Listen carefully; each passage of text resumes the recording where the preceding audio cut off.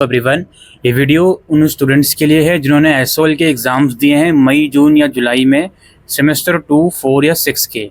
आज वीडियो 10 सितंबर को मैं रिकॉर्ड कर रहा हूँ। फ़िलहाल तो सेमेस्टर 4 के किसी भी प्रोग्राम का रिज़ल्ट नहीं आया है।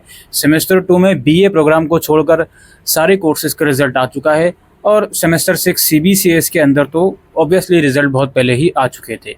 सेमेस्टर 6 के रिज़ल्ट की प्रॉब्लम के ऊपर मैंने वीडियो बनाई थी, तो ऐसा नहीं है कि मैंने उनको पहले डिस्कशन नहीं करा था, लेकिन इस वीडियो में मैं तीनों कैटेगरी वाले बच्चों से बात करूंगा। अगर आपका सेमेस्टर 4 रिज़ल्ट आता है इन फ्यूचर, उसके बाद भी अगर आप ये वीडियो देख रहे हो तो वो उतनी ही यूज़फुल रहेगी। अब रिज़ल्ट के अंदर कुछ प्रॉब्लम्स आप लोगों को देखने को मिलती हैं। सबसे पहले तो मैं सेमेस्टर 6 के साथ बात कर लेता हूँ, फिर सेमेस्टर 2 और 4 के साथ विस्तार में बात करूँगा। देखिए, सेमेस्टर 6 में अगर आप किसी सब्जेक्ट में आपका एब्सेंट लगा था, अगर आप 2021, 20 या 19 बैच के स्टूडेंट हो तो एब्सेंट लगा था और आपने उसकी फॉर्मेलिटीज़ कंप्लीट कर दी हैं, अटेंडेंस शीट वगैरह सबमिट कर दिए और अभी तक भी वो प्रॉब्लम ठीक नहीं हुई, एब्सेंट रिजॉल्व नहीं हुआ, तो प्लीज़ आपसे रिक्वेस्ट है कि एक बार फिर से आप एसओएल कैंपस में भी और एग्जामिनेशन ब्रांच में भी प्लीज़ जाकर विज़िट कीजिए। उनसे बोलिए कि आखिर क्या प्रॉब्लम है।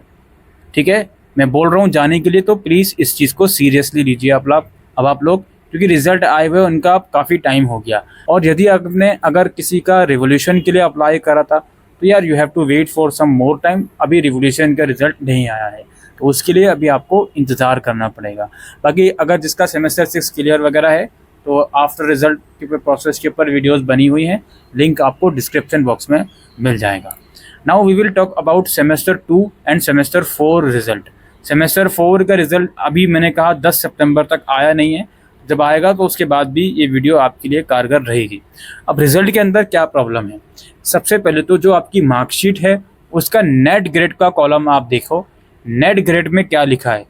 अगर नेट ग्रेड में F लिखा है उस मार्कशीट के अंदर तो उस सब्जेक्ट में आप फेल हो। नीचे ER लिखा रहेगा और उसका कोड लिखा रहेगा जिस भी सब्जेक्ट में F है।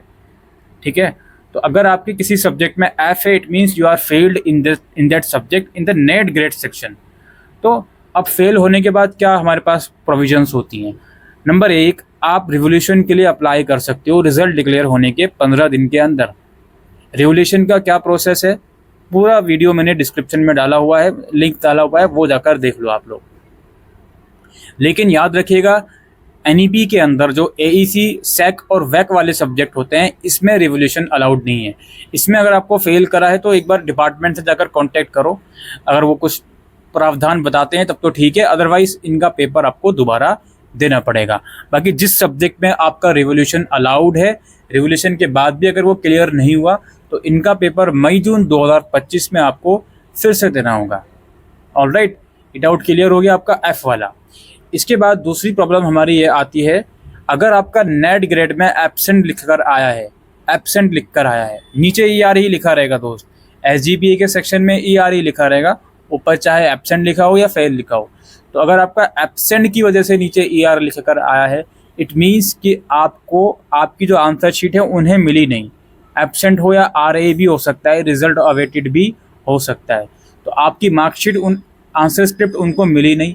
तो अब आपको क्या करना है, सबसे पहले तो आप जिस एग्ज़ाम सेंटर में आपने एग्ज़ाम दिया था वहाँ जाइए, वहाँ से अटेंडेंस शीट लेकर आ जाइए और उस अटेंडेंस शीट को एसओएल कैंपस से अटैच करवा के और एक एप्लीकेशन वो लिखवाएंगे, अपना एडमिट कार्ड और मार्कशीट लगा के नॉर्थ कैंपस एग्ज़ाम ब्रांच में आप लोग सबमिट कर दो। दिल्ली यूनिवर्सिटी ने जिन बच्चों ने मई, जून सेशन में एग्ज़ाम दिए हैं उनके रिज़ल्ट में अगर कोई डिस्क्रिपेंसी है तो उसके लिए एक फॉर्म भी निकाला हुआ है, उस फॉर्म को भी आप लोग भर सकते हो। लेकिन उस फॉर्म में सपोर्टिव डॉक्यूमेंट मांग रहे हैं। अब वो सपोर्टिव डॉक्यूमेंट में क्या अटेंडेंस शीट मांग रहे हैं, क्या मांग रहे हैं, ये तो उन लोगों ने क्लियर नहीं करा। इसलिए मैं सेफ साइड के लिए आपसे बोल रहा हूँ कि अगर आपका एब्सेंट लगा हुआ है तो please make sure attendance sheet आप लेकर आ जाओ और उसे सबमिट कर दो। कहीं इन फ्यूचर ऐसा ना हो कि सर हमने तो सिर्फ फॉर्म भर दिया था, हम तो अटेंडेंस शीट सबमिट कर ही नहीं थी और वो रिज़ल्ट ही अपडेट उनका नहीं हो पा रहा। तो इन चीज़ों को प्लीज़ आप थोड़ा सा सीरियसली लीजिए।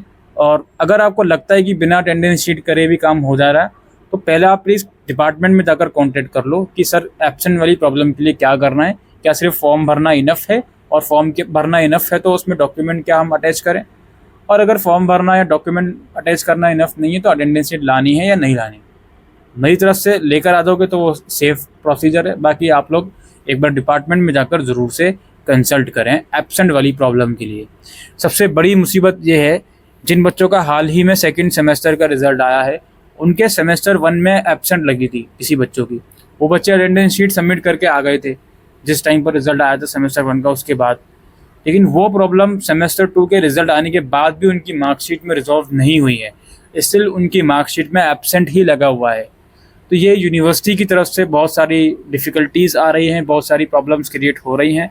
इसलिए मैं एटलीस्ट बोल रहा हूँ कि इस चीज़ के रिगार्डिंग आप जाकर बात कीजिए, एब्सेंट वगैरह की।